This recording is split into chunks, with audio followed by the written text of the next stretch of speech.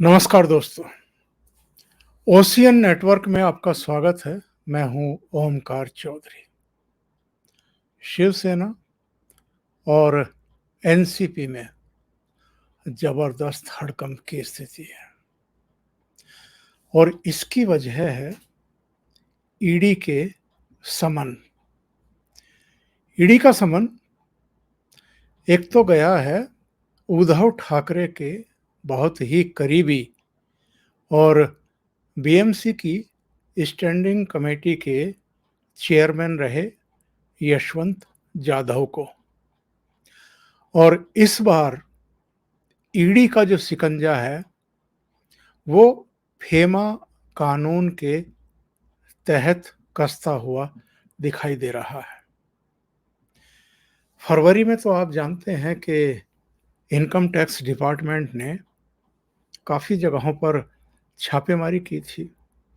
इनकी बहुत सारी संपत्तियां जब्त की गई थी। करीब 41 संपत्तियां जब्त की गई थी।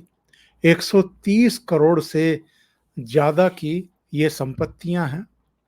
कुछ नकदी भी बरामद हुई थी। और अब जो नए खुलासे हो रहे हैं वो ये हैं कि इन्होंने हवाला के जरिए विदेशों से भी कुछ आदान प्रदान किया है, पैसा भेजा है, कुछ चीज़ें आई हैं। अब ईडी फेमा के तहत विदेशी मुद्रा प्रबंधन नियम के तहत इनसे पूछताछ करना चाहती है। ईडी के पास पुख्ता जानकारियां आ गई हैं। हड़कंप इस चीज को लेकर के है कि अगर ये भी धर लिए गए, यानी लंबी पूछताछ के बाद अगर इनको भी गिरफ्तार कर लिया गया तब क्या होगा। ऑलरेडी एनसीपी के 2 कैबिनेट मंत्री अनिल देशमुख और नवाब मलिक अंदर हैं और शिवसेना में यशवंत जाधव को समन भेजे जाने के बाद जो हड़कंप है उसकी वानगी संजय राउत के बयानों से मिलती है। उन्होंने कहा है कि महाराष्ट्र, पश्चिम बंगाल और झारखंड इस समय केंद्रीय एजेंसियों के निशाने पर हैं और राजनीतिक कारणों से हैं।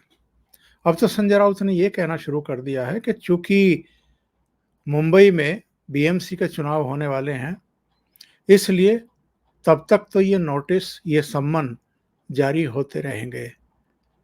लेकिन वास्तविकता संजय राउत भी जानते हैं और शायद उद्धव ठाकरे भी बहुत अच्छे तरीके से समझ रहे होंगे कि यशवंत जाधव को अगर समन जारी हुआ है ईडी का तो मामला अब गंभीर मोड़ ले चुका है, जिसकी इन सबको आशंका थी। 130 करोड़ की संपत्ति कोई कम नहीं होती है। बीएमसी की स्टैंडिंग कमीशन के चेयरमैन रहते हुए जो कुछ हुआ है वो अब सब खुल कर के सामने आ रहा है। और यशवंत जाधव के जिस तरीके से विमल अग्रवाल से संबंधों का खुलासा हो रहा है, ये होटल भी चलाते हैं, ये प्रॉपर्टी का काम भी करते हैं, ये ठेकेदार भी हैं, ये शेल कंपनियों के जरिए मनी लॉन्ड्रिंग का धंधा भी करते हैं। और ये जानकारी मिल रही है कि भाई खाला में यशवंत जाधव ने इन्हीं विमल अग्रवाल से कई संपत्तियां खरीदी थी। जो अटैच की गई हैं उनमें वो संपत्तियां शामिल हैं।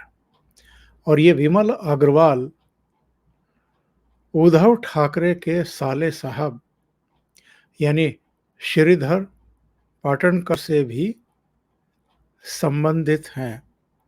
उनकी भी कंपनी में साझेदार हैं। तो आप ये त्रिकोण समझ रहे हैं? इनके यशवंत जाधव से भी संबंध है, विमल अग्रवाल के, और उद्धव ठाकरे के साले के साथ भी हैं। आपको ये भी याद दिलाते चले कि ईडी ने उद्धव ठाकरे के साले साहब की 11 संपत्तियां, 11 फ्लैट सील किए थे, जिनकी कीमत करीब ₹6.25 करोड़ आंकी गई थी। और एक खुलासा जांच पड़ताल में ये भी हुआ, एक नंद किशोर हैं, नंद किशोर चतुर्वेदी नाम है संभवतः उनका, लेकिन नंद किशोर है ये तो मैं श्योर हूं। ये सीए भी हैं, ये हवाला कारोबारी भी हैं, और इन्होंने अपनी कंपनी से जो ट्रस्ट है श्रीधर पाटनकर का, उसको 30 करोड़ रुपया दिया था। यानी एक पूरा आपस में मेलजोल है, गठबंधन है। यशवंत जाधव से अगर ईडी विदेशी लेन देन के बारे में, विदेशी संपत्तियों और कारोबार के बारे में सघन पूछताछ करना चाहती है, तो आप तय मानिए कि ये मामला अब एक ऐसा मोड़ ले चुका है कि जिससे बहुत आगे तक चीजें बढ़ने की आशंका पैदा हो गई है। क्योंकि बीएमसी में स्टैंडिंग कमेटी के चेयरमैन का क्या मतलब होता है, ये कम से कम मुंबई के लोग, कारोबारी बहुत अच्छे तरीके से जानते हैं। जितने भी ठेकों का फैसला होता है वो सब बीएमसी के स्टैंडिंग कमेटी के चेयरमैन के जरिए होता है। ये उद्धव ठाकरे के बहुत ही नज़दीकी और भरोसेमंद हैं, इसीलिए इनको बीएमसी की स्टैंडिंग कमेटी का चेयरमैन बनाया गया था। तो आप कम कहे को ज़्यादा समझिए, जिसकी वजह से शिवसेना के भीतर इस समय हड़कंप की स्थिति बताई जा रही है। दूसरा मसला, मैंने एनसीपी का नाम क्यों लिया था?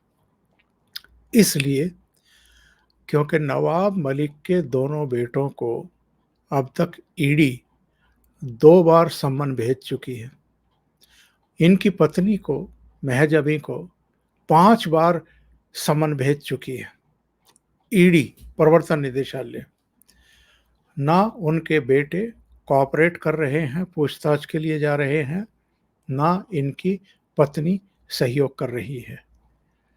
इसका मतलब ये है कि जिस तरीके से नवाब मलिक को सुबह ही सुबह 4:30-5 बजे जाकर के ईडी के अधिकारियों ने घर से उठा लिया था मंत्री रहते हुए, अब 5 नोटिस इशू होने के बाद, सम्मन जारी होने के बाद ईडी के पास कुछ पावर्स आ गई हैं, और जल्दी ही अगर वो कोई कार्रवाई करती हुई दिखाई दे तो किसी को आश्चर्य नहीं होगा।